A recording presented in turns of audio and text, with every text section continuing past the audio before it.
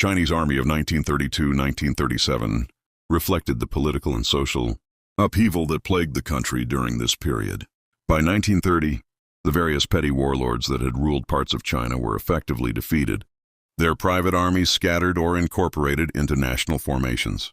General Chiang Kai-shek and his nationalist party, Kuomintang, ruled China from Nanking, while Mao Zedong's communists were virtually autonomous in Shanxi province. German advisors helped with dual threats. Although Chiang's preoccupation with the communists bordered on obsession, he was not unaware of the Japanese threat. German military advisors were brought in to assist Chiang in modernizing his forces. General Hans von Seeckt and General Alexander von Falkenhausen soon helped the general draw up a plan of action. The task was formidable and at times seemed impossible. Besides the autonomous communist Chinese forces, the Chinese army was a patchwork quilt of disparate elements barely stitched together by the fragile threads of common language and culture. On paper, China boasted an army of about 1.5 million men. But in terms of training and equipment, the quality varied greatly. An elite force by Chinese standards. The central armies were the core formations, some 300,000 troops that were generally better equipped and trained than the bulk of the Chinese armed forces. The central armies included several elite units collectively called the Generalissimo Zone, 80,000 German-trained and largely German-equipped soldiers. The Generalissimo Zone were the best troops in the Chinese army and included the famed 87th and 88th Divisions, although most Western observers considered even the Generalissimo Zone as inferior to the Japanese. Events around Shanghai were to confound the so-called experts. For 3 months from August 13 to November 9, 1937, the 87th and 88th held Shanghai against the odds. Uniform variations. A soldier of the elite 87th or 88th fighting that torrid and bloody.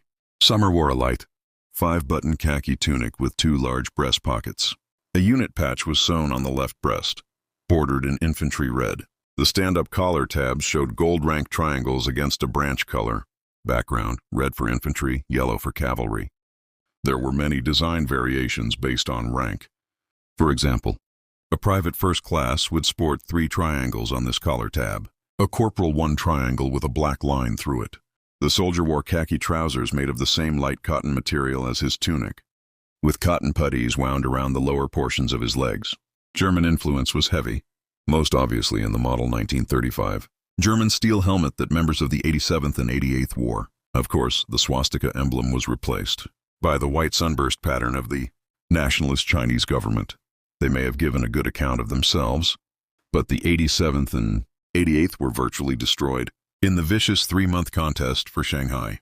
They may have given a good account of themselves, but the 87th and 88th were virtually destroyed in the vicious 3-month contest for Shanghai. The Chinese also took the first tentative steps toward creating an armored force to counter Japanese tanks. By 1936, China had 3 tank battalions, scratch-built formations, whose equipment came from a variety of foreign sources. The Cardin-Lloyd Model 1931 amphibious tank was the backbone of the Chinese 1st Tank Battalion. This 3.1-ton British tank was armed with 1 Vickers 303 machine gun but was often mechanically unreliable. The Chinese also purchased some Vickers 6-ton tanks. Other tanks in the Chinese arsenal included the Polish FT-17, French Renaults, and the Italian CV-33 2-man tankette. German advisors in China made sure that there was some German armor in this international stew. A small number of PZKPFW-1 as served with the Chinese 3rd Tank Battalion. The 1st and 2nd Tank Battalions were destroyed during the Shanghai fighting, while the 3rd was wiped out defending Nanking. Chinese landscape hard going for Japanese tanks.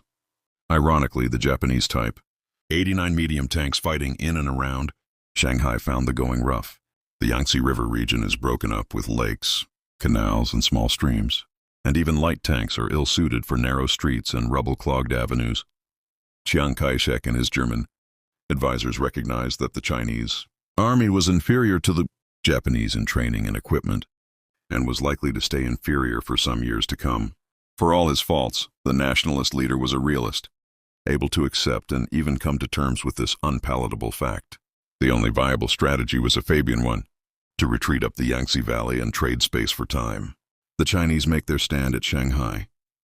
In this scenario, first sketched out as early as 1936, the Chinese would conduct a fighting retreat, inflicting as many casualties as they could. It was hoped that overstretched supply lines and a series of Pyrrhic victories would finally make the Japanese abandon their efforts to conquer China. Chiang Kai-shek diverted from this script only once, when he chose to directly confront the Japanese at Shanghai. Shanghai was the most cosmopolitan city in China, and its large foreign presence assured Chiang that China's heroic stand would have an international audience. When Shanghai's battles elicited sympathy, but little concrete support, Chiang reverted to the original scenario.